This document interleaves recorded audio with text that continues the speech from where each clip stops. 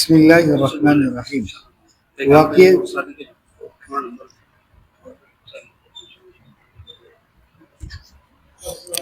واقعہ بستم۔ بزار نے حضرت علی رضی اللہ تعالیٰ عنہ سے معراج کے باب میں ایک حدیث ذکر کی ہے اور اس میں جبرائیل علیہ السلام کا براق پر چلنا ذکر کیا ہے یہاں تک کہ حجاب تک پہنچے، اور یہ فرمایا کہ ایک فرشتہ حجاب کے اندر سے نکلا تو جبرائیل علیہ السلام نے کہا کہ قسم اس ذات کی جس نے آپ کو دین حق دے کر مبعوث فرمایا کہ جب سے میں پیدا ہوا ہوں میں نے اس فرشتے کو نہیں دیکھا، اور حالانکہ میں خلائق میں رتبے کے اعتبار سے بہت مقرب ہوں۔ اور دوسری حدیث میں ہے کہ مجھ سے جبرائیل علیہ السلام نے مفارقت اختیار کی اور تمام آوازیں مجھ سے منقطع ہو گئی، کذا فی شرح نووی لمسلم۔ اور ابو الحسن بن غالب نے ابو الربیع بن صبا کی طرف شفاء الصدور میں حدیث ابن عباس رضی اللہ تعالیٰ عنہ سے منسوب کیا ہے کہ رسول اللہ صلی اللہ علیہ وسلم نے فرمایا کہ میرے پاس جبرائیل آئے اور میرے رب کی طرف چلنے میں میرے ہم سفر رہے یہاں تک کہ ایک مقام تک پہنچے، پھر ٹھہر گئے۔ میں نے کہا اے جبرائیل، کیا ایسے مقام میں کوئی دوست اپنے دوست کو چھوڑتا ہے؟ انہوں نے کہا کہ اگر میں اس مقام سے بڑھوں تو نور سے جل جاؤں۔ شیخ سعدی رحمۃ اللہ علیہ نے اسی کا ترجمہ کیا ہے، بدو گفت سالار بیت الحرام کہ اے حامل وحی برتر خرام، چدر دوستی مخلصم یافتی اینانم ز صحبت چیرا تافتی، بگفتہ فراتر مجالم نمانت بماندم کے نیروئے بالم نمانت، اگر یکسر موئے برتر پرم فروغ تجلی بسوزت پرم۔ اور اسی حدیث مذکور میں یہ بھی ہے کہ پھر مجھ کو نور میں پیوست کر دیا گیا اور 70,000 حجاب مجھ کو طے کرائے گئے کہ ان میں ایک حجاب دوسرے حجاب کے مشابہ نہ تھا، اور مجھ سے تمام انسانوں اور فرشتوں کی آہٹ منقطع ہو گئی۔ اس وقت مجھ کو وحشت ہوئی تو اس وقت مجھ کو ایک پکارنے والے نے ابو بکر کے لہجے میں پکارا کہ ٹھہر جائیے، آپ کا رب صلاۃ میں مشغول ہے۔ اور اس میں یہ بھی ہے کہ میں نے عرض کیا کہ مجھ کو ان دو امر سے تعجب ہوا، ایک تو یہ کہ کیا ابو بکر مجھ سے آگے بڑھا ہے، اور دوسرے یہ کہ میرا رب صلاۃ سے بے نیاز ہے۔ ارشاد ہوا کہ اے محمد یہ آیت پڑھو، هو الذی یصلی علیکم وملائکتہ لیخرجکم من الظلمات الی النور وکان بالمؤمنین رحیما۔ سو میری صلاۃ سے مراد رحمت ہے آپ کے لیے اور آپ کی امت کے لیے۔ اور ابو بکر کی آواز کا قصہ یہ ہے کہ ہم نے ایک فرشتہ ابو بکر کی صورت کا پیدا کیا جو آپ کو ان کے لہجے میں پکارے تاکہ آپ کی وحشت دور ہو اور آپ کو ایسی ہیبت لاحق نہ ہو جو آپ کو فہم مقصود سے مانے ہو۔ اور شفاء الصدور کی ایک روایت میں ہے کہ بعد قطع حجابات کے ایک رفرف یعنی مسند سبز میرے لیے اتار دی گئی اور میں اس پر رکھا گیا، پھر مجھ کو اوپر اٹھایا گیا یہاں تک کہ میں عرش تک پہنچا تو میں نے ایسا امر عظیم دیکھا کہ زبان اس کو بیان نہیں کر سکتی۔ مواہب میں ابن غالب کے حوالے سے ان روایت کو شفاء الصدور سے نقل کر کے کہا ہے والعہدۃ علیہ فی ذلک۔ فائدہ، بزار کی روایت سے ظاہراً معلوم ہوتا ہے کہ عروج سماوات بھی براق ہی پر ہوا ہے، واللہ عالم۔ اور رحمت الہیہ کی توجہ کے لیے جو آپ کو حکم ہوا ٹھہرنے کا، اس کا یہ مطلب نہیں کہ آپ کا آگے بڑھنا نعوذ باللہ اللہ تعالیٰ کو شغل مانے ہو جاوے گا توجہ رحمت سے، جس طرح مخلوق کے لیے ایک شغل دوسرے شغل سے مانے ہو جاتا ہے، بلکہ معنی یہ ہے کہ چونکہ اللہ تعالیٰ اس وقت خاص رحمت فرما رہے ہیں، آپ سیر کو منقطع کیجئے اور اس میں مشغول ہوجئے، کیونکہ شغل سیر مانے ہوگا یکسوئی تام سے اس رحمت کے اخذ کرنے میں۔ واللہ عالم۔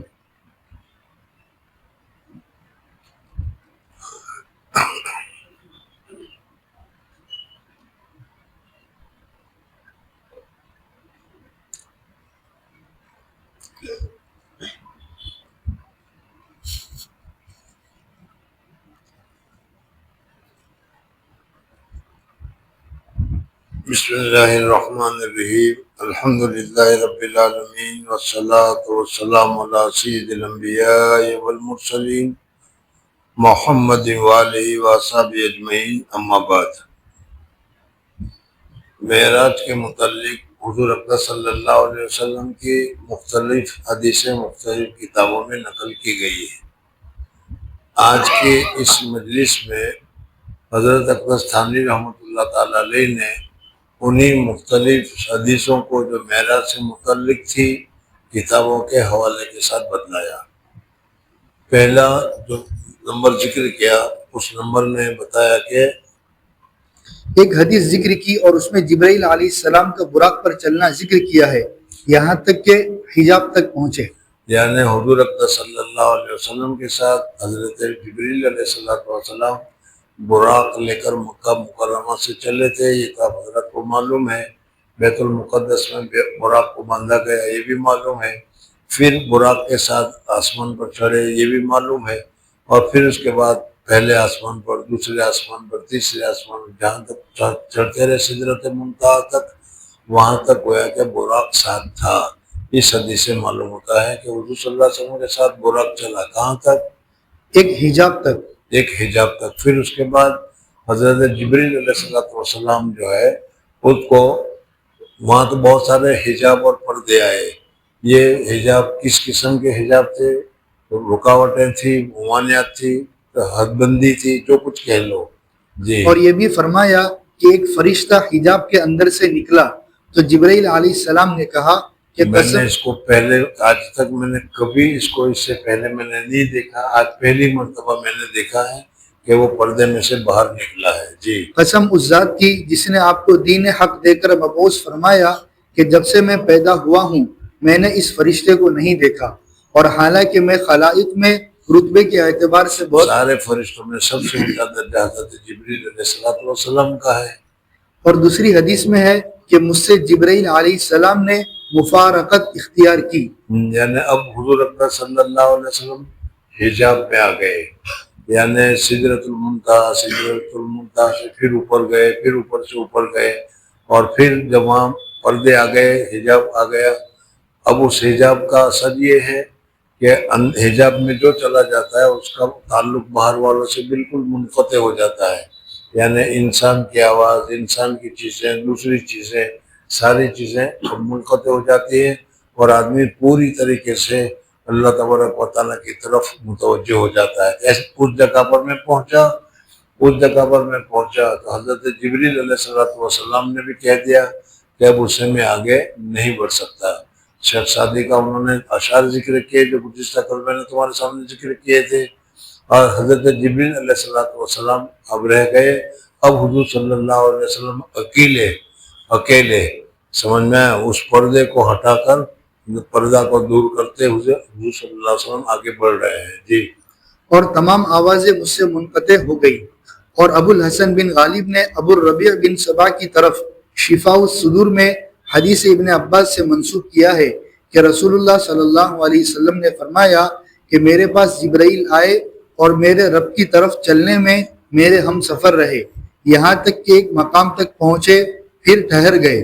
بس ایک مقام تک چلنے کے بعد حضرت جبریل علیہ السلام کی حد پوری ہو گئی تو وہ ٹھہر گئے جی۔ میں نے کہا اے جبرائیل کیا ایسے مقام میں کوئی دوست اپنے دوست کو چھوڑتا ہے؟ انہوں نے کہا کہ اگر میں اس مقام سے بڑھوں تو نور سے جل جاؤں۔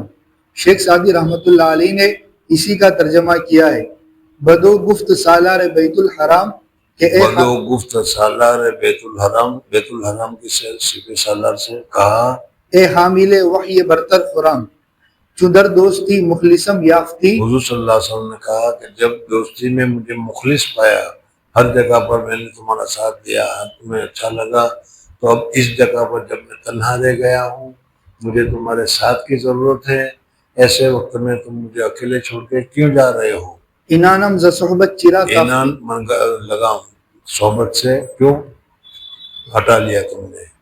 انانم ز صحبت چرا تافتم بگفتہ فروتر مجالم نمانت بماندم کے نیروئے بالم نمانت۔ کہا کہ اب اس سے مجھے اوپر جانے کی اجازت نہیں ہے، میں اس سے اوپر نہیں جا سکتا۔ اگر یک سرے موئے برتر پرم، اگر ایک بال کے برابر بھی اگر میں آگے بڑھا تو اللہ جل جلالہ کی تجلیات سے میں جل جاؤں گا، میں زندہ نہیں رہوں گا۔ فروغ تجلی بسوزت پرم، میرے سارے پر جل جائیں گے۔ اور اسی حدیث مذکور میں یہ بھی ہے کہ پھر مجھ کو نور میں پیوست کر دیا گیا بس اب یہاں سے جب حضور صلی اللہ علیہ وسلم چل رہے ہیں تو وہاں کا سارا ماحول نور ہی نور ہے. اسی وجہ سے حضور صلی اللہ علیہ وسلم کا وہ شق صدر ہوا تھا تاکہ نورانیت کے ماحول میں رہ کر حضور اکرم صلی اللہ علیہ وسلم کو نور سے پریشانی نہ ہو. جی. اور 70,000 حجاب مجھ کو طے کرائے گئے. اور 70,000 حجاب پردے تھے اللہ تبارک و تعالیٰ تک پہنچنے کے. وہ سارے پردے ہٹائے گئے. ہٹاتے میں ایک اور جگہ پر پہنچا. جی. کہ ان میں ایک حجاب دوسرے حجاب کے مشابہ نہ تھا. ہر ایک پردہ اور اس کی وجوہات اور اس میں جو ہے پردے سب الگ الگ، ایک دوسرے کے مشابہ نہیں تھا. جی. اور مجھ سے تمام انسانوں اور فرشتوں کی آہٹ. اتنی دور انسانیت سے، ماحول سے اتنا دور حضور صلی اللہ علیہ وسلم کو کر دیا گیا کہ اب کوئی انسانی آواز آ ہی نہیں رہی، پہنچ ہی نہیں رہی وہاں پر. تمام انسانوں اور فرشتوں کی آہٹ منقطع ہو گئی. فرشتوں کی بھی آہٹ منقطع ہو گئی. جی. اس وقت مجھ کو وحشت ہوئی. اس وقت حضور صلی اللہ علیہ وسلم فرماتا کہ مجھے وحشت ہوئی، گھبراہٹ ہوئی کہ یہ کیا ہے، یہاں تو کوئی بھی نہیں، کچھ بھی کسی کا کچھ آواز بھی نہیں آ رہا ہے. جی. تو اس وقت مجھ کو ایک پکارنے والے نے ابو بکر کے لہجے میں پکارا. یعنی اس وقت مجھے پکارنے والے نے ابو بکر کے لہجے میں پکار کر کہا کہ گھبراؤ مت، تم اس جگہ پر ہو اور تم کو پریشان ہونے کی کوئی ضرورت نہیں ہے. کہ ٹھہر جائیے، آپ کا رب صلاۃ میں مشغول ہے. اور اس نے کہا کہ آپ کا رب صلاۃ میں مشغول ہے، اس وجہ سے اب آپ گھبرائیے مت، ٹھہر جائیے، یہاں رکے رہیے. یہاں دو سوال پیدا ہوئے. ایک تو یہ کہ حضرت ابوبکر کی آواز میں کیوں سنائی دیا گیا، یا دوسرا یہ کہ اللہ تبارک و تعالیٰ کسی کام میں مصروف ہے اس وجہ سے تم اور آگے نہ جاؤ یا تم اور آگے کام نہ کرو. اس کا کیا مطلب؟ یہ دو وجہ ہوئی. دونوں کی وجہ حضرت اقدس ثانی رحمۃ اللہ نے لکھی ہے کہ اور اس میں یہ بھی ہے کہ میں نے عرض کیا کہ مجھ کو ان دو امر سے تعجب ہوا. ایک تو یہ یعنی حضور صلی اللہ علیہ وسلم کو اس وقت تعجب بھی ہوا کہ بھئی ابو بکر کی آواز پہلے سنائی دی گئی تو ابو بکر کا درجہ کہیں مجھ سے بڑھ گیا کہ وہ مجھ سے پہلے یہاں پر پہنچ گئے. تو کہا کہ یہ بات نہیں ہے، اصل میں تم کو حضرت ابوبکر صدیق رضی اللہ تعالیٰ عنہ سے بہت زیادہ انس ہے، بہت زیادہ دوستی ہے. اور ایسے وقت میں جو دوست ہوتا ہے، جس سے انس ہوتا ہے، اسی کو دکھلا دیا جاتا ہے.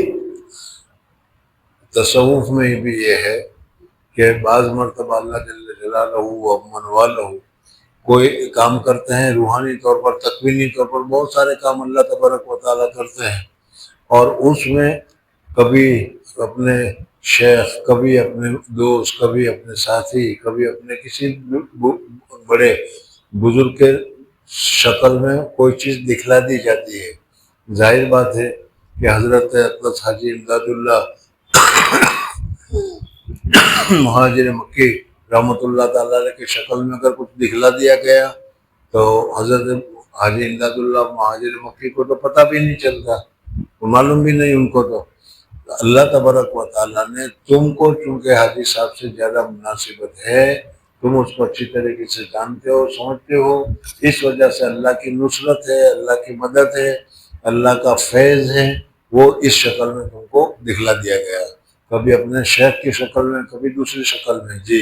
ایک تو یہ کہ کیا ابو بکر مجھ سے آگے بڑھ آئے، اور دوسرے یہ کہ میرا رب صلاۃ سے بے نیاز ہے. یہ دوسرے سوال کا جواب بعد میں. یہ پہلا حضرت ابوبکر صدیق والا، جس کا مطلب یہ ہوا کہ حضرت ابوبکر صدیق رضی اللہ تعالیٰ عنہ سے انسیت زیادہ تھی، محبت زیادہ تھی، اس وجہ سے اللہ تبارک و تعالیٰ نے ایک فرشتے کو حضرت ابوبکر صدیق رضی اللہ تعالیٰ عنہ کی شکل میں، حضرت ابوبکر صدیق رضی اللہ تعالیٰ عنہ کی آواز میں، تاکہ حضور صلی اللہ علیہ وسلم کو اجنبیت محسوس نہ ہو اور انس محسوس ہو. اس وجہ سے ابوبکر کی آواز میں کہا گیا کہ آپ ٹھہریے. جی. اور دوسرے یہ کہ میرا رب صلاۃ سے بے نیاز ہے. تو اب اس میں کہتا ہے اللہ جل جلالہ کو کچھ کرنا نہیں، اللہ تعالیٰ اللہ کے اوپر کوئی چیز لازم نہیں ہے. پھر اللہ نماز پڑھ رہے ہو، پھر اللہ عبادت کر رہے ہو، پھر اللہ کیا ہے درود پڑھ رہے ہو، یہ کیا معنی ہے؟ تو اس کا جواب یہ ہے کہ اس کا معنی یہ ہے کہ اللہ جل جلالہ و من والہ ہر آن اور ہر لمحے ان اللہ و ملائکتہ یصلون علی النبی، اپنے نبی پر رحمتیں بھیجتے رہتے ہیں۔ تو اس وقت اللہ جل جلالہ و من والہ آپ کے حضور میں رحمتیں بھیج رہے ہیں، اس وجہ سے آپ اس رحمتوں کی طرف متوجہ ہو جائیے اور رحمتوں کو حاصل کرنے کی کوشش کیجیے، یہ مطلب ہے جی۔ ارشاد ہوا کہ اے محمد یہ آیت پڑھو، هو الذی یصلی علیکم وملائکتہ لیخرجکم من الظلمات الی النور۔ اللہ تعالیٰ قرآن پاک میں آیت ہے، اس کا معنی ہے کہ اللہ تبارک و تعالیٰ یہ کرتے ہیں تاکہ مومنین ظلمت سے نور کی طرف آ جائے جی۔ سو میری صلات سے مراد رحمت ہے آپ کے لیے اور آپ کی امت کے لیے۔ اور ابو بکر کی آواز کا قصہ یہ ہے کہ ہم نے ایک فرشتہ ابو بکر کی صورت کا پیدا کیا جو آپ کو ان کے لہجے میں پکارے تاکہ آپ کی وحشت دور ہو اور آپ کو ایسی ہیبت لاحق نہ ہو جو آپ کو فہم مقصود سے مانے ہو۔ یعنی حضرت ابو بکر کی آواز میں سے تھا کہ انس تم کو ان سے زیادہ ہے، اسی وجہ سے اگر اس کے علاوہ دوسرا ہوتا تو پھر تمہیں ایک قسم کی وحشت ہوتی، ایک قسم کی گھبراہٹ ہوتی۔ اور ہم بھی جب گھبراہٹ میں ہوتے ہیں اور اس صورت میں اگر استاد کوئی ڈانٹ رہا ہے، ڈپٹ رہا ہے، اور تو ہم اتنے گھبرا جاتے ہیں کہ جس کی وجہ سے وہ کیا ڈانٹ رہا ہے، کیا ڈپٹ رہا ہے، وہ بھی یاد نہیں رہتا، سمجھ میں آئے؟ تو اس طریقے سے یہاں حضور صلی اللہ علیہ وسلم کو اگر جبرائیل کی آواز یا دوسری کسی کی آواز آتی تو وہ مناسبت نہیں ہوتی، اس لیے حضرت ابو بکر کی آواز میں تم کو یہ بتایا گیا جی۔ اور شفاء الصدور کی ایک روایت میں ہے کہ بعد قطع حجابات کے ایک رفرف یعنی سبز مسند، یعنی اب کہاں تک گئے، کیسے گئے، یہ تو سب میں نے پہلے بھی بتا دیا تھا کہ صرف الفاظ ہی ہمیں تو معلوم ہے اور الفاظ ہی ہم بتا رہے ہیں، سمجھ میں آئے؟ اب یہ سارے پردے ہٹا کر، پردے کیسے پردے، کس قسم کے پردے، کیا پردے تھے، ان سب کو چھوڑ کر، سب ہٹا کر حضور صلی اللہ علیہ وسلم اور آگے جا رہے ہیں اور آگے جاتے ہیں۔ اب جب پردے کی حدود پوری ہو گئی، سمجھ میں، اور اس کو مثال کے طور پر اگر سمجھنا ہو تو کسی بڑے محل میں، بادشاہ کے محل میں تمہیں لے جا رہے ہیں، تو ظاہر بات ہے کہ سارے دروازے نکلیں گے، کوئی کس دروازے سے، کوئی کس دروازے سے، کچھ کس دروازے سے، ان دروازے سے نکلتے اس سپاٹ میدان میں آ جائیں گے، ہال میں آ جائیں گے، پھر اس ہال سے آگے جائیں گے، پھر چھوٹے چھوٹے کمرے آئیں گے، اس قسم کی بہت ساری چیزیں ہوتی ہے۔ تو یہاں پر بھی حضور صلی اللہ علیہ وسلم کو اسی طریقے سے آگے لیے چلے جا رہے ہیں۔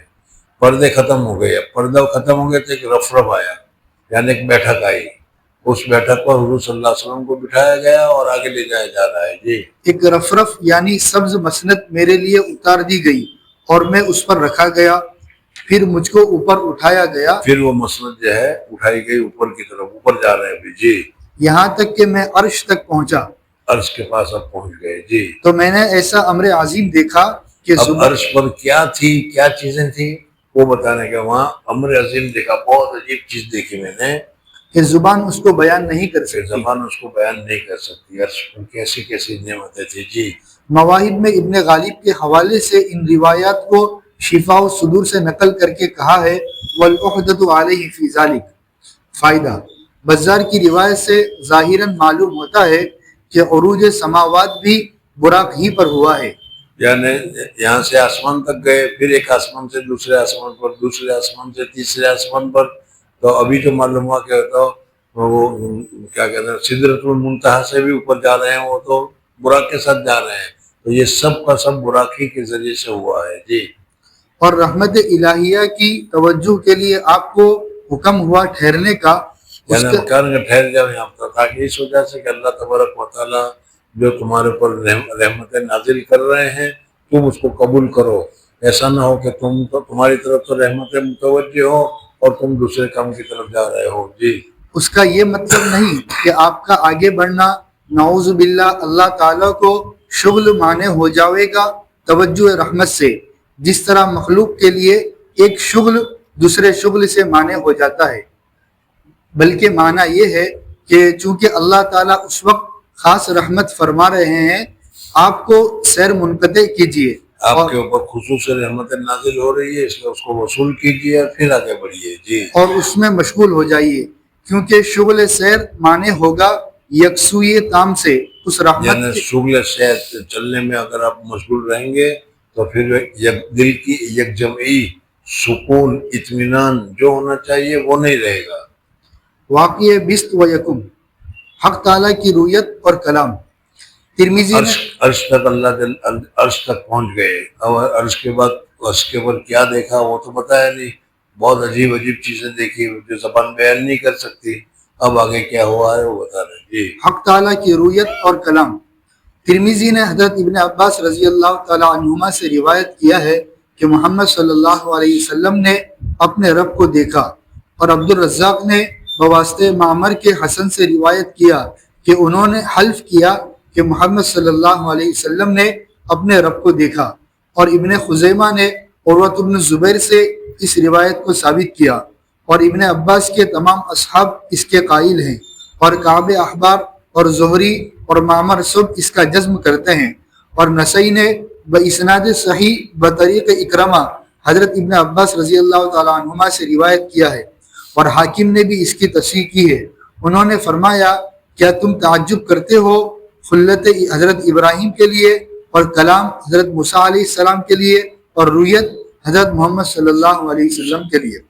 और तबरानी ने औसत में बसनद सिक़ात इब्न अब्बास से जिक्र किया है, वो फरमाते थे कि मोहम्मद सल्लल्लाहु अलैहि वसल्लम ने अपने रब को 2 मरतबा देखा है, एक मरतबा बसर से और एक मरतबा कल्ब से।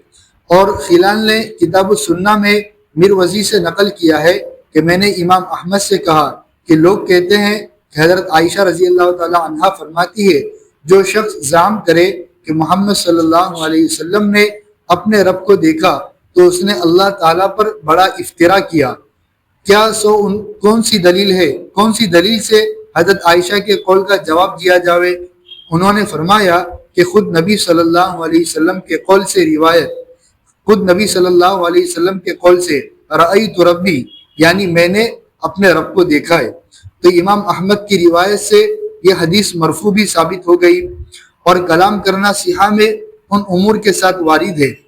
5 नमाजें फ़र्ज की गई और ख़वातीम सूरह बकरा इनायत हुई, और जो शख्स आपकी उम्मत में से अल्लाह ताला के साथ किसी को शरीक न ठहरावे उसके गुनाह माफ़ किए गए। कज़ा रवाहु मुस्लिम।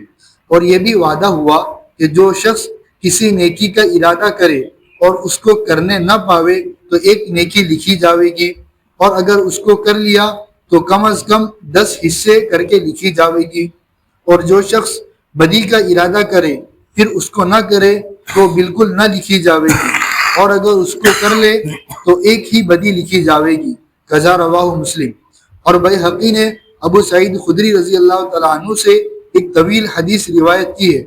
उसका इख्तिसार ये है कि आपने जनाब बारी ताला में हज़रत इब्राहीम अलैहिस्सलाम की खुल्लत और मुल्क अज़ीम और मूसा अलैहिस्सलाम से हम कलामी, और दाऊद अलैहिस्सलाम का मुल्क अज़ीम और लोहे का नरम होना और पहाड़ों का मुसख्खर होना, और सुलेमान अलैहिस्सलाम का मुल्क अज़ीम और इंस व जिन व शयातीन व हवा का मुसख्खर होना, और बेनज़ीर मलिक और बेनज़ीर मुल्क दुनिया, और ईसा अलैहिस्सलाम को इंजील व तौरात और इब्राए अबरस व इहयाए मौता का अता होना, और उनका और उनकी वालिदा का शैतान से पनाह देना। अर्ज किया, हक ताला ने इरशाद फरमाया कि मैंने तुमको हबीब बनाया और सब लोगों की तरफ मबऊस किया, और शरह सुदूर व वज़अ विज़्र व रफ़अ ज़िक्र मरहमत फरमाया। सो मेरा जब जिक्र होता है तुम्हारा भी जिक्र होता है, और तुम्हारी उम्मत को खैर उम्मत और उम्मत आदिला बनाया, और अव्वल भी और आखिर भी बनाया, और उनका कोई खुतबा दुरुस्त नहीं जब तक वो आपके अब्द और रसूल होने की शहादत न दे। और तुम्हारी उम्मत में ऐसे लोग पैदा किए जिनके सीने में उनकी किताब रखी, और तुमको पैदाइश यानी नूर आलम में सबसे अव्वल और दास में सबसे आखिर और क़यामत के रोज़ फैसले में सबसे मुक़द्दम बनाया। और मैंने तुमको सबअ मसानी और ख़वातीम सूरह बकरा बिला शिरकत दूसरे अम्बिया के, और कौसर और इस्लाम और हिजरत और जिहाद और नमाज और सदका और सौम रमज़ान और अम्र बिल मारूफ नही अनिल मुनकर अता फरमाए, और तुमको फातिह और ख़ातम बनाया। اس کی اسناد میں ابو جعفر ہے جن کو ابن کثیر نے ضعیف الحفظ کہا ہے۔ اب اس میں یہ جو ساری چیزیں ذکر کی گئی ہے اس کو تو سمجھ ہی گئے ہوں گے، نہیں سمجھ گئے تو پھر الگ الگ اس کو کر کے سمجھانا پڑے گا۔ حضور اقدس صلی اللہ، پہلی بحث تو یہ ہے کہ حضور اقدس صلی اللہ علیہ وسلم نے اللہ جل جلالہ و امن والوں کو دیکھا یا نہیں دیکھا۔ صحابہ کرام رضوان اللہ تعالیٰ علیہ کے درمیان بھی اس مسئلے میں اختلاف تھا، اور وہ حضرت عائشہ صدیقہ رضی اللہ تعالیٰ عنہ فرماتی ہے کہ حضور اقدس صلی اللہ علیہ وسلم نے اللہ جل جلالہ کو نہیں دیکھا۔ اس آنکھ سے ہم اللہ جل جلالہ و امن والوں کو نہیں دیکھ سکتے۔ حضرت موسیٰ علیہ السلام نے کہا ارنی ربی، تو اللہ تعالیٰ نے فرمایا لن ترانی، نہیں دیکھ سکتے تو، اور پھر بتایا کہ سامنے دیکھو ہم ذرا سی تجلی ڈالتے ہیں، اگر پہاڑ صحیح سائز لگا تو وہ فوراً پہاڑ ریزہ ریزہ ہو گیا۔ تو حضرت موسیٰ علیہ السلام سے اللہ تبارک و تعالیٰ کا کلام تو ثابت ہے، بات کرنا تو ثابت ہے، انی انا اللہ فخلعن علیک انک بالوادی المقدس طویٰ، لیکن اللہ تبارک و تعالیٰ کو دیکھنے کے لیے اللہ تبارک و تعالیٰ نے منع کیا کہ تم اس حالت میں بھی نہیں دیکھ سکتے۔ اب اس کے بعد اس بحث میں اور تفصیلیں آئے گی، لیکن ان ساری تفصیلوں میں جانے سے کیا ہے تو میں الجھن ہوگی، اس لیے میں بتاتا ہوں۔ ایک تو کہ حضور اقدس صلی اللہ علیہ وسلم کو اس وقت دنیا میں، جب تک یہ دنیا ہے، دنیاوی آنکھیں ہمارے پاس ہے، وہاں تک اللہ تبارک و تعالیٰ کو کوئی دیکھ نہیں سکتا۔ سمجھنا گیا؟ اس دنیا سے جانے کے بعد جب دوسری دنیا میں پہنچ جاؤ گے، سمجھنا ہے، عالم برزخ جس کو کہتے ہیں، عالم برزخ، وہاں کے احکام، وہاں کی ساری تھیوری سب الگ الگ ہے۔ سمجھنا گیا؟ تیسری بات یہ ہے کہ حضور اقدس صلی اللہ علیہ وسلم کو بلایا گیا، بلانے سے پہلے وہ شرح صدر کیا گیا، بہت ساری چیزیں، نعمتیں چینج کی گئی، بدلی گئی، بہت ساری حکمت اور ایمان کی باتیں درمیان میں دل میں بھری گئی۔ تو اس وقت آنکھوں میں بھی اللہ تبارک و تعالیٰ نے یہ صلاحیت، یہ طاقت دی کہ وہ اگر دیکھنا چاہے تو دیکھ سکے۔ اس وقت ہماری آنکھیں جو ہے اس میں اتنی طاقت نہیں۔ اللہ جل جلالہ کو دیکھنا تو اور ہے، اللہ جل جلالہ کی بنائی ہوئی چیزوں کو بھی سیدھے طریقے پر ہم نہیں دیکھ سکتے۔ سورج اللہ کی بنائی ہوئی چیز ہے، لیکن اپنی کھلی آنکھ سے تم سورج کو دیکھ سکتے ہو؟ نہیں۔ اگر دیکھنے جاؤ گے تو تمہارے ریٹینا، آنکھ جو ہے وہ فوراً خلاص ہو جائے گی، اندھے بن جاؤ گے۔ اسی وجہ سے جس وقت سورج گرہن ہوتا ہے اس وقت بھی براہ راست سورج کو دیکھنے سے ڈاکٹر کو بھی منع کرتے ہیں۔ سمجھ میں نہیں؟ تو پھر اللہ تبارک و تعالیٰ کو کیسے دیکھیں گے؟ دوسری بات یہ ہے کہ آنکھ کا دیکھنا تو صرف سیدھی سطح پر ہوگا، ادھر نہیں دیکھ سکتی آنکھ، ادھر نہیں دیکھ سکتی آنکھ، پیچھے نہیں دیکھ سکتی۔ اب جب اللہ جل جلالہ کو دیکھنا ہوگا تو ایسی آنکھ اور ایسی آنکھ کی طاقت ہونی چاہیے کہ جس طریقے سے کان آگے کا، پیچھے کا، ادھر کا سب آواز سن لیتا ہے، اس طریقے سے آنکھ ہو کہ سب طرف دیکھ سکتی ہو۔ ایسی آنکھ ہوگی جب اللہ تبارک و تعالیٰ کو دیکھ سکتا ہے۔ سمجھ میں آ گیا؟ بہرحال صحابہ میں اختلاف تھا۔ حضرت عائشہ صدیقہ رضی اللہ تعالیٰ عنہ فرماتی ہے کہ حضور اقدس صلی اللہ علیہ وسلم نے اللہ جل جلالہ و من والوں کو نہیں دیکھا۔ اب پھر تم لوگوں کو صبح آئے گا کہ اگر یہی ہے تو پھر قرآن پاک میں کہیں آتا ہے کہ 2 مرتبہ دیکھا، ثم دنا فتدلی فقاب قوسین ودنا، یہ کس چیز کے لیے ہے؟ تو حضرت عائشہ صدیقہ رضی اللہ تعالیٰ عنہ فرماتی ہے کہ یہ حضرت جبریل کے لیے ہے۔ حضور اقدس صلی اللہ علیہ وسلم نے حضرت جبرائیل کو 2 مرتبہ اپنی اصلی حالت میں دیکھا. حضور صلی اللہ علیہ وسلم نے حضرت جبرائیل کو تو بہت سی مرتبہ دیکھا، لیکن اپنی اصلی حالت میں 2 مرتبہ دیکھا. سمجھنا ہے. اب ان کے علاوہ ابھی آپ حضرت نام سنیں، پھر سنو گے، بڑے بڑے مشائخ، بڑے بڑے اکابر، بڑے بڑے صحابہ، حضرت عبداللہ ابن عباس رضی اللہ تعالیٰ عنہ کے اللہ یہ فرماتے ہیں کہ حضور اکرم صلی اللہ علیہ وسلم جب وہاں پہنچے تو وہاں کی حالت ہی الگ، وہاں کی کیفیات ہی الگ، وہاں کی چیزیں بھی الگ. سمجھنا ہے. تو حضور اکرم صلی اللہ علیہ وسلم کو وہاں دیکھنے کی، سننے کی، سب کی وہیں کی طاقت ملی.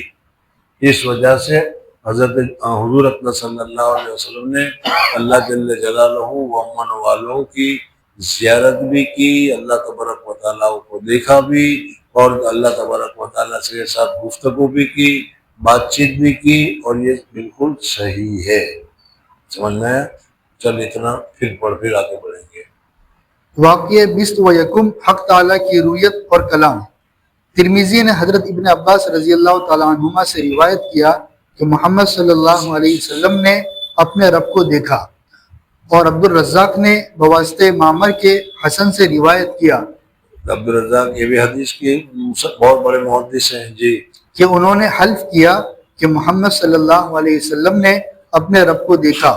اور ابن خزیمہ نے عروۃ بن زبیر سے اس روایت کو ثابت کیا، اور ابن عباس رضی اللہ تعالیٰ عنہما کے تمام اصحاب اس کے قائل ہیں. حضرت عبداللہ ابن عباس رضی اللہ تعالیٰ عنہ، حضرت عائشہ انکار کرتی ہے جیسا بھی آپ لوگوں نے سنا، لیکن حضرت عبداللہ ابن عباس رضی اللہ تعالیٰ عنہ کہتے ہیں کہ حضور صلی اللہ علیہ وسلم معراج میں جب گئے تو آپ نے اللہ جل جلالہ و امن والوں کو دیکھا، اور اللہ جل جلالہ و امن والوں سے گفتگو بھی فرمائی. جی. اور کعب احبار اور زہری اور معمر سب اس کا جزم کرتے ہیں. یعنی کعب احبار بہت بڑے یہودی کے بہت بڑے عالم تھے، وہ بھی جزم کرتے ہیں، یقین کرتے ہیں کہ حضور صلی اللہ علیہ وسلم نے اللہ جل جلالہ کو معراج میں دیکھا.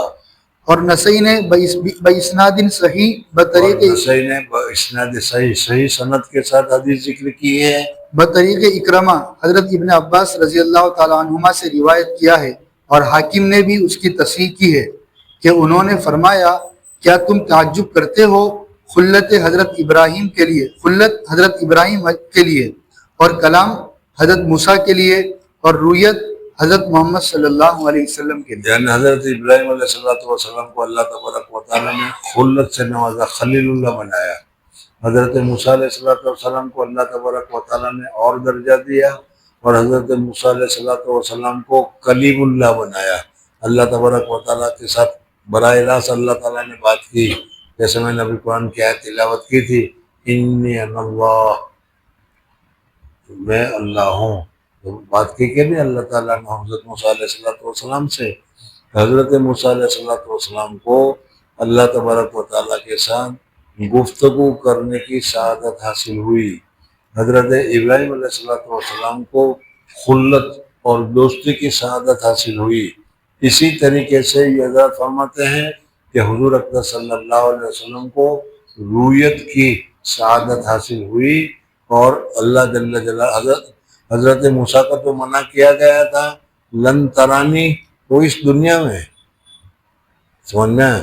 حضور صلی اللہ علیہ وسلم نے اس دنیا میں تو نہیں دیکھا، حضور صلی اللہ علیہ وسلم نے تو اس دنیا میں دیکھا جہاں پہنچے تھے وہ. جی. اور طبرانی نے اوسط میں بسند ثقات ابن عباس رضی اللہ تعالیٰ عنہما سے ذکر کیا ہے کہ وہ فرماتے تھے کہ محمد صلی اللہ علیہ وسلم نے اپنے رب کو 2 مرتبہ دیکھا ہے. ایک مرتبہ حضرت عائشہ صدیقہ رضی اللہ تعالیٰ عنہ جو کہتی ہے، اور وہ کہتے ہیں تو حضرت عائشہ کہتے ہیں کہ رب کو نہیں بلکہ جبریل کو دیکھا ہے.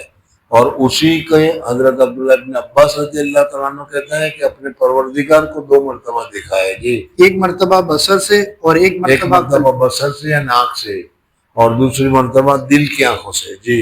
اور خلال نے کتاب السنہ میں میروزی سے نقل کیا ہے کہ میں نے امام احمد سے کہا کہ لوگ کہتے ہیں کہ حضرت عائشہ رضی اللہ تعالیٰ عنہ حضرت امام احمد بن حنبل رحمۃ اللہ تعالیٰ علیہ سے کسی شاگرد نے پوچھا، عمر وزیر ان کا شاگرد ہے، کہ حضرت بڑے بڑے لوگوں میں حضرت عائشہ ہے، اتنے اونچے درجے کی ہے، وہ کہتے ہیں کہ نہیں دیکھا۔ حضرت عبداللہ ابن عباس وہ بھی اونچے درجے کے ہیں، حبر العلم ہے، اللہم علمہ الکتاب، حضور صلی اللہ علیہ وسلم نے جس کے لیے دعائیں کی تھی، وہ کہتے ہیں کہ اللہ تبارک و تعالیٰ کو دیکھا۔ تو اب ہم کیا کریں؟ کس کی بات کو ماننا تو پڑے گا، دونوں کی بات کو صحیح ماننا پڑے گا، دونوں کی بات کو غلط تو کہہ نہیں سکتے۔ تو اس وجہ سے امام محمد ابن حنبل سے پوچھا گیا کہ حضرت عائشہ رضی اللہ تعالیٰ عنہ فرماتی ہے کہ جو شخص زعم کرے کہ محمد صلی اللہ علیہ وسلم نے اپنے رب کو دیکھا تو اس نے اللہ تعالیٰ پر بڑا افتراء کیا۔ بس اس طرح کیا ہو ہی نہیں سکتی ایک بات، وہ بات تم حضور صلی اللہ علیہ وسلم کے لیے مان رہے ہو، یہ صحیح نہیں ہے۔ حضرت عائشہ کہہ رہی جی سو کون سی دلیل سے حضرت عائشہ کے قول کا جواب دیا جاوے؟ انہوں نے فرمایا کہ خود نبی صلی اللہ علیہ وسلم یعنی کے حضرت عائشہ صدیقہ رضی اللہ تعالیٰ عنہ کو کون سی دلیل سے جواب دے؟ ادھر ادھر حضرت عائشہ بہت اونچی درجے کی صحابی ہے، اور کیا ہے صحابی سے اوپر کا درجہ تو حضور صلی اللہ علیہ وسلم کا ہے۔ تو حضرت امام محمد ابن حنبل نے کہا کہ حضرت عائشہ صدیقہ رضی اللہ تعالیٰ عنہ کو اگر جواب دینا ہے تو پھر اللہ تبارک و تعالیٰ ہی کی کلام سے، یعنی حضور صلی اللہ علیہ وسلم ہی کے ارشاد حدیث سے ہی جواب دیا جائے۔ جی خود نبی صلی اللہ علیہ وسلم کے قول سے رأیت ربی، یعنی میں نے اپنے رب کو دیکھا ہے۔ یہ جو کہ حضرت عائشہ صدیقہ رضی اللہ تعالیٰ عنہ کو کہ آپ کہیں گے، لیکن یہ حضور صلی اللہ علیہ وسلم نے خود فرمایا ہے کہ رأیت ربی، میں نے میرے پروردگار کو دیکھا، تب پھر جواب ہو گیا کہ ضرور دیکھا ہے۔ جی تو امام احمد کی روایت سے یہ حدیث مرفوعاً بھی ثابت ہو گئی۔ مرفون بھی ہو گئی کہ رأیت ربی حدیث ہے، حدیث میں خود حضور صلی اللہ علیہ وسلم نے فرمایا کہ میں نے اپنے پروردگار کو دیکھا ہے۔ اور کلام کرنا صحہ میں ان امور کے ساتھ وارد ہے۔ کلام کرنا یعنی حضور صلی اللہ علیہ وسلم کا دیکھنا تو بھی ثابت ہو گیا ہے حضرت احمد بن حنبل رحمۃ اللہ علیہ کی روایت کی وجہ سے۔ اب کہتے ہیں کہ حضور صلی اللہ علیہ وسلم نے حضرت موسیٰ علیہ السلام کو جو فضیلت تھی وہ بھی فضیلت حضور صلی اللہ علیہ وسلم کو حاصل ہو گئی، یعنی حضرت موسیٰ علیہ السلام کے ساتھ اللہ تبارک و تعالیٰ نے کلام کیا ہے، حضور صلی اللہ علیہ وسلم نے بھی اللہ تبارک و تعالیٰ سے بات چیتیں کی ہے۔ بس فرق صرف اتنا ہے کہ حضرت موسیٰ علیہ السلام نے دنیا میں بات کی تھی اور حضور اکرم صلی اللہ علیہ وسلم نے اوپر آسمانوں میں بات کی ہے۔ جی اور کلام کرنا صحہ میں ان امور کے ساتھ وارد ہے۔ صحہ میں ہوگا، صحہ میں صحہ سنائی دے گا، صحہ میں نے صحیح حدیثوں میں حضور صلی اللہ علیہ وسلم کا اللہ تبارک و تعالیٰ سے بات کرنا معلوم ہے۔ اب یہ حدیثیں آئے گی۔ جی 5 نمازیں فرض کی گئی۔ 5 نمازوں کا تفصیل اللہ تمہارے سامنے کل ہی آیا تھا۔ حضور صلی اللہ علیہ وسلم نے جا کر کہا کہ نہیں کہ اللہ ذرا کم کیجئے، میری قوم کمزور ہے، سمجھا نہیں کر سکے گی، سمجھ میں۔ پھر اللہ تبارک و تعالیٰ نے آخر میں کہا نہیں کہ محمد جاؤ 5 پڑھو، 50 کا ثواب تم کو دیا جائے گا۔ ہمارے یہاں جو لکھا گیا ہوتا ہے اس میں تبدیلی نہیں ہوتی، ہمارے یہاں 50 نماز لکھی گئی ہے تمہارے لیے تو ثواب تم کو 50 نماز کا ملے گا۔ تو بات چیت بھی ہو گئی۔ حضرت موسیٰ علیہ السلام نے اللہ تعالیٰ سے بات کی تھی، حضور اکرم صلی اللہ علیہ وسلم نے بھی بات کی، اس کے علاوہ بھی اور بھی ہیں۔ جی اور خواتین میں سورہ بقرہ عنایت ہوئی۔ اللہ جل جلالہ نے حضور اکرم صلی اللہ علیہ وسلم پر بہت ہی اونچی چیزیں نازل کی ہیں، کئی مرتبہ کہہ بھی چکا ہوں۔ قرآن سے بڑھ کر اور کیا چیز ہو سکتی ہے؟ اللہ کا کلام ہے کہ نہیں، کلام اللہ ہے، سمجھ میں۔ کسی نبی کو اللہ تبارک و تعالیٰ نے ایسی کتاب، ایسی فضیلت والی کتاب اللہ تبارک و تعالیٰ نے کسی کو دی ہے؟ نہیں، سمجھ میں۔ خیر بہر پھر بھی اس میں بھی بعض صورتیں، بعض آیتیں ایسی ہے کہ جس کی فضیلت بہت زیادہ ہے، سمجھ میں۔ خواتین میں سورہ بقرہ کی آخری آیتیں، آمن رسولوں سے لے کر اخیر تک 2 آیتیں ہیں، ماشاءاللہ۔ امید تو یہ ہے کہ پڑھتے ہی ہیں ہر انسان۔ چل جانے دے، پڑھنے کی بات نہیں پوچھنے کی۔ ہاں اور جو شخص آپ کی امت میں سے اللہ تعالیٰ کے ساتھ کسی کو شریک نہ ٹھہراوے. پھر اللہ تعالیٰ نے کہا کہ دیکھو تمہاری امت میں سے جو میرے ساتھ کسی کو شریک نہیں ٹھہرائے گا اللہ ہی کو مانے گا, اللہ بھی کو نہیں مانے گا, اللہ ہی کو مانے گا تو کیا اس کے گناہ معاف کیے گئے. اس کے سارے گناہ معاف ہیں. جی. اور یہ بھی وعدہ ہوا کہ جو شخص کسی نیکی کا ارادہ کرے, جو آدمی کسی نیکی کرنے کا ارادہ کرے اور پکا ارادہ ہے کہ بس کرنا ہی ہے, 9 چلے دینا ہی ہے, ہنس پڑے سارے کے سارے 9 چلے پر. ارے ابھی آئیں گے نا تبلیغ جماعت والے سال ہم دورے والوں کے ساتھ رشتہ والوں کے ساتھ 9 چلے لینے کے لیے ایک ایک سب نام لکھوائے گا. لیکن پھر کہتے ہیں اگر اس وقت پکا ارادہ ہے کہ جانا ہی ہے تو تبلیغ والے بھی کہتے ہیں کہ ارادہ کر لو نیکی لکھی جائے گی. وہ ایسا تم لوگ ارادہ کرتے ہو وہ نہیں, پکا ارادہ کرتے ہو کہ کرنا ہی ہے, سمجھ میں آیا, تو اس ارادے پر ایک نیکی لکھی جائے گی. کرو گے تو پھر 10 نیکی کا سوال ہوگا. وہ جی. جو شخص کسی نیکی کا ارادہ کرے اور اس کو کرنے نہ پاوے. کرنے, اب اگر تم کسی پکا ارادہ تو کیا تھا لیکن کیا ہے کرنے نہیں پائے, تم کسی وجہ سے جماعت میں نہیں جا سکے, معقول وجہ سے ہیں تمہاری, تو وہ معقول کی قید مجھے لگانی پڑتی ہے, سمجھ میں. تو اگر معقول وجہ سے کہ جا نہیں سکے تو بھی تو ایک نیکی لکھی جائے ایک نیکی لکھی جائے گی. جاؤ گے تو 10 نیکیاں ہوگی, اور اخلاص بڑا ہے تو اور بھی ہوگی. یہ جو سب چیزیں حضور صلی اللہ علیہ وسلم کو عنایت کی گئی ہے وہاں پر. جی. اور اگر اس کو کر لیا تو کم از کم 10 حصے کر کے لکھی جاوے گی. 10 نیکیاں تو ملے گی. پھر اخلاص بڑا تو 700, اور 700 پر بھی ختم نہیں. اگر کسی کا اخلاص بڑا ہوا ہے تو 700 سے بھی زیادہ ایک نیک کام پر 700 سے بھی زیادہ نیکیاں ملتی ہے. جی. اور جو شخص بدی کا ارادہ کرے, یہی حل برائی کا ہے کہ برائی کا ارادہ کریں تو نیکی کا ارادہ کرو گے 9 چلے دے دیں گے تو ایک نیکی مل جائے گی. لیکن اگر کیا ہے گناہ کا ارادہ کرو گے تو لکھا نہیں جائے گا. فرشتہ لکھنا چاہے گا, اللہ تعالیٰ کہتا ہے ٹھہر جا ابھی میرے بندے نے کیا نہیں ہے, اگر کیے تو پھر گناہ لکھنا. جی. جو شخص بدی کا ارادہ کرے پھر اس کو نہ کرے تو وہ بالکل نہ لکھی جاوے گی, اور اگر اس کو کر لے تو پھر ایک گناہ لکھا جائے گا. وہ 70-10 وغیرہ تقسیم اس میں نہیں آئے گی. جی. تو ایک ہی بدی لکھی جاوے گی. اور بیہقی نے ابو سعید خدری رضی اللہ تعالیٰ عنہ سے ایک طویل حدیث روایت کی ہے. اس کا اختصار یہ ہے کہ آپ نے جناب باری تعالیٰ میں حضرت ابراہیم علیہ السلام کی خلت, یعنی اس حدیث کا جو انہوں نے ذکر کیا ہے اس کا خلاصہ یہ محسوس ہوتا ہے کہ اللہ جل جلالہ و امن والوں کو اللہ جل جلالہ نے فرمایا کہ حضور اقدس صلی اللہ علیہ وسلم نے اللہ جل جلالہ کی خدمت میں گزارش پیش کی کہ اللہ حضرت ابراہیم علیہ السلام کو خلت عطا فرمائی, حضرت موسیٰ علیہ السلام کو تکلیم کلام کرنے کی سعادت عطا فرمائی, حضرت داؤد علیہ السلام کو خلافت کی سعادت سے نوازا, حضرت سلیمان علیہ السلام کو ایسی سلطنت ایسی مملکت عطا فرمائی کہ جیسے مملکت کسی دوسرے کو نہیں دی گئی. سمجھ میں.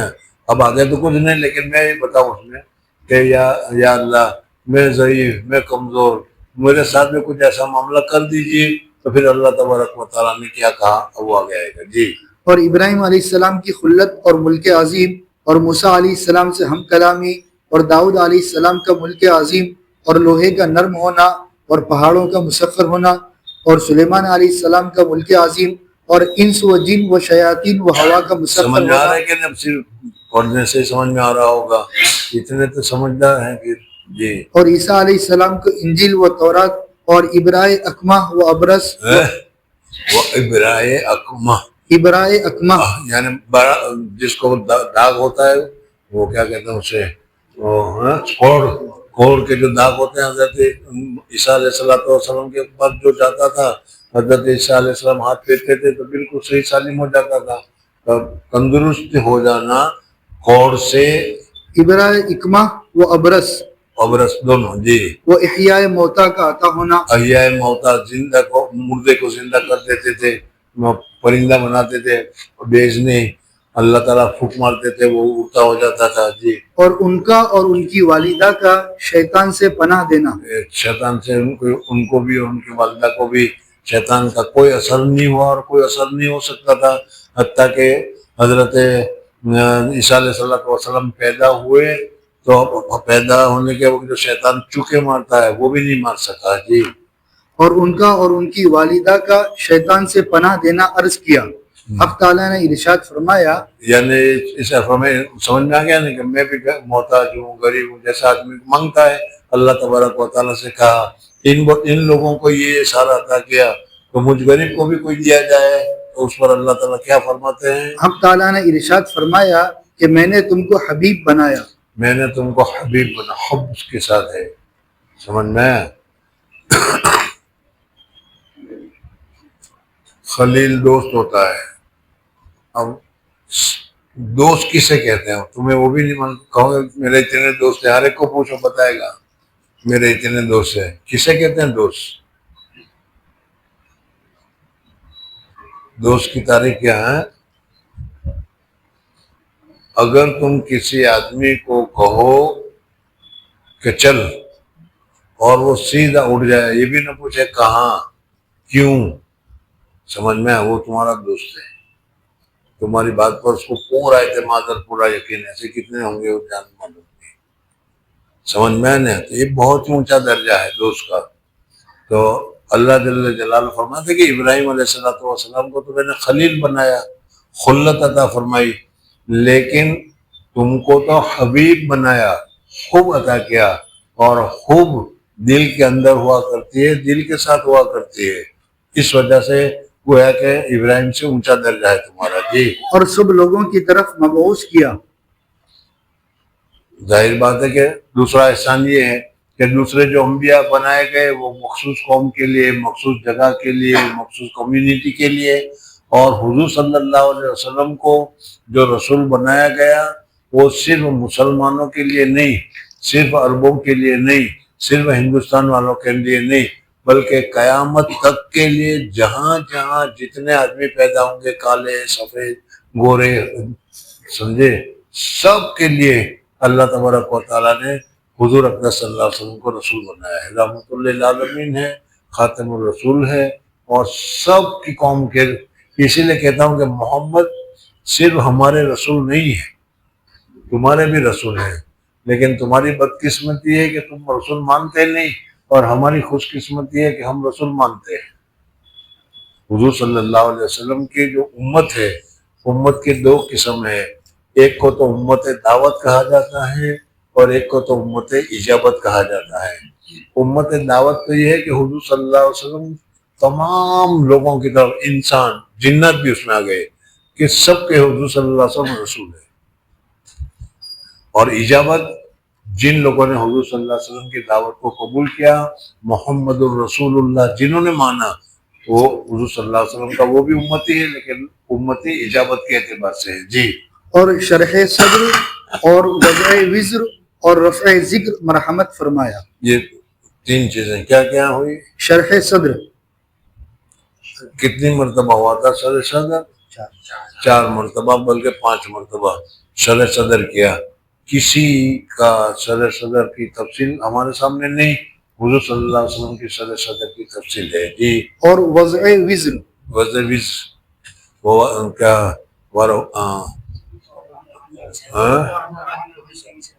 وہ وضعنا عنک وزرک، یہ قرآن پاک میں ہے جی. اور رفع ذکر مرحمت فرمایا. اور جہاں بھی اللہ کا نام لیا جاتا ہے، اللہ اکبر، تو ساتھ میں اشہد ان لا الہ الا اللہ، تو محمد الرسول اللہ. ہر جگہ پر میرے نام کے ساتھ تمہارا نام لیا جاتا ہے. اب تمہیں کیا چاہیے جی؟ سو میرا جب ذکر ہوتا ہے تمہارا بھی ہوتا ہے، اور تمہاری امت کو خیر امت اور امت. یہ تو صرف حضور صلی اللہ علیہ وسلم کا ہوا.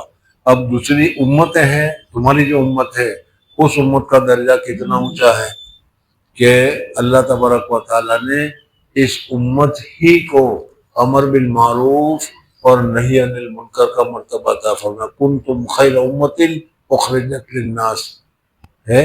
جی اور تم کو اور تمہاری امت کو خیر امت اور امت عادلہ بنایا، اور اول بھی اور آخر بھی بنایا، جی اور ان کا کوئی خطبہ درست نہیں جب تک کہ وہ آپ کے عبد اور رسول ہونے کی شہادت نہ دے۔ یعنی خطبہ کسی کا خطبہ قبول نہیں کیا جائے گا۔ الحمدللہ نحمدہ ونصلی علی رسول الکریم، الحمدللہ نحمدہ ونستعینہ ونستغفرہ ونعوذ باللہ من شرور انفسنا ومن سیئات اعمالنا من یہد اللہ فلا مضل لہ۔ یہ جو ہم خطبہ وغیرہ پڑھتے ہیں، اس میں جب تک حضور صلی اللہ علیہ وسلم کا نام آئے، وہ ہر وہ خطبہ کہ جس میں حضور صلی اللہ علیہ وسلم کا نام نہ ہو، دم بریدہ ہے، کٹا ہوا ہے، تو گویا کہ ہر جگہ پر آپ کا نام خطبے میں بھی لیا جاتا ہے۔ جی اور تمہاری امت میں ایسے لوگ پیدا کیے جن کے سینے میں ان کی کتاب رکھی۔ قرآن پاک امت محمدیہ کے علاوہ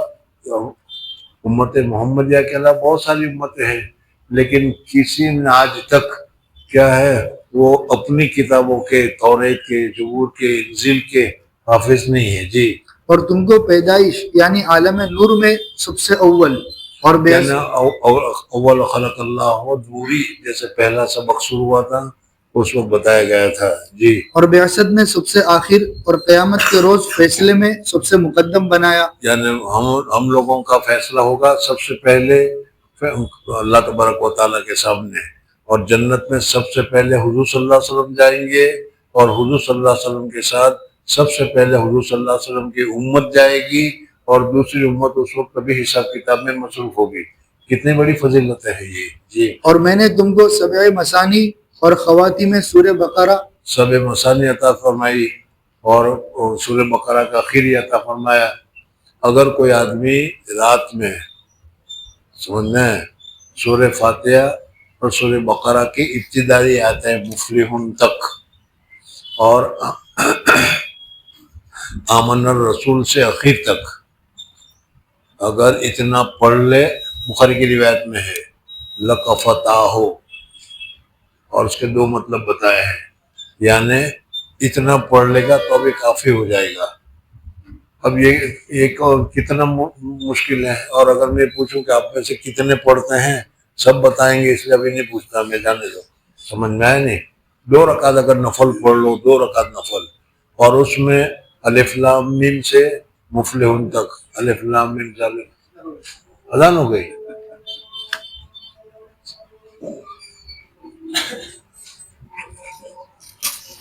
چلو